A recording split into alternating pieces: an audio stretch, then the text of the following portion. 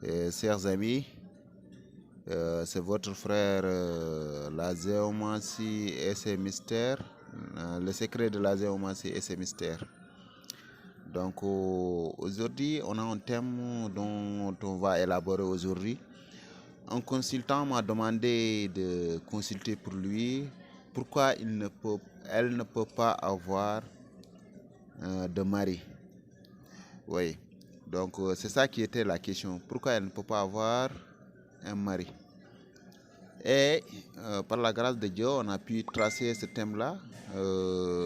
Mais ce thème, c'est la deuxième année.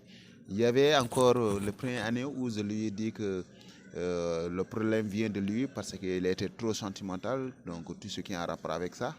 Mais puisque ce n'est pas le première année, ce n'est pas ce qui est au jour, donc c'est ce thème-là, on va essayer de commenter ça.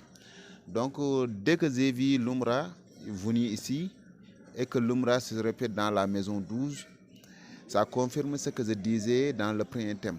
Ce qui veut dire que donc il est le problème de soi-même. Le problème vient de lui. Vous voyez. Et on a vu aussi l'Umra se positionne ici et se positionne dans la maison 7. Là aussi c'est une information. Et on a vu encore l'Umra se positionne dans la maison, donc dans la maison 3. Et qu'est-ce qu'il nous montre? C'est là que je l'ai dit que la femme là, peut-être qu'elle était mariée. Elle était une fois mariée. Et elle a accepté que la femme, elle a accepté qu'elle a été mariée, mais divorcée encore. Et par la suite, qu'est-ce qui nous dit que ici, donc, le fait qu'elle ait été mariée et tout ça, donc, le fait que l'Umra est venue ici dans la maison 7 et qu'elle se répète ici, et tout ça, ce sont des indices qui nous donnent des informations qu'elle était mariée. Donc, c'est ça.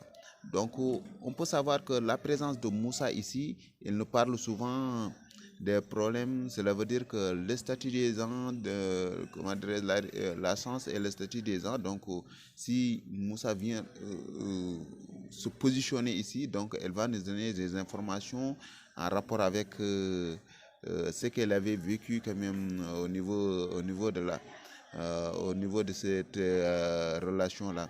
On peut comprendre que ces problèmes viennent de lui, mais quand même, il y avait des complications avec ces derniers-là, avec des personnes, donc c'est ça.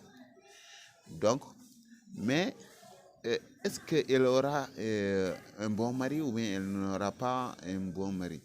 Bien évidemment, elle aura un bon mari, mais selon la maison 15 dit que même si quand elle aura un bon mari, si elle ne regarde pas sa position, ce qui veut dire que donc la chose encore, ça va se répéter. Donc elle va avoir tendance à avoir plusieurs maris. Et c'est ce que l'Umra montre ici. Le fait qu'il a géré dans sa maison aussi, ça montre ces mêmes difficultés-là. Donc c'est ça. Et quand on regarde aussi, quand elle aura un bon mari aussi, est-ce qu'elle sera bien mariée? Donc la maison 13 aussi montre que son positionnement dans la maison, elle sera bonne là-bas. Mais s'il ne fait pas attention, dans la maison de l'avenir aussi, la 15, la maison 16 va nous dire que si elle ne fait pas attention, les trahisons et tout ça, donc elle peut quitter aussi sa chambre. Ça confirme jusqu'à présent ce qu'on dit. Donc, tous les problèmes viennent de lui ici. Ça parle, tous les problèmes viennent de lui. 1 et 12. Et 7 nous donne des confirmations sur ces derniers-là. Mais la position de l'Umra, il nous parle des difficultés qu'elle avait vécues quand même ces derniers temps-là. Oui, elle a eu encore des discussions, en quelque sorte, tout ça, on peut le savoir. Mais quand même, ici, la maison, ouais, cette maison-là aussi, elle nous dit que toute personne qui vient pour lui demander sa main, donc il peut requitter encore. C'est ça. Donc tout ça aussi, ça montre ces mêmes difficultés-là aussi. Donc c'est ça. Si vous voulez savoir le cas du mariage, il faut rechercher ici et la maison 7 ici. Vous regardez la maison 9 ici et la maison 13 et la maison 16. Ce sont les portes les plus intéressantes pour un mariage, un bon mariage. Oui. Et aussi, donc, il y a des paramètres à rechercher aussi. Donc, il y a des paramètres à rechercher.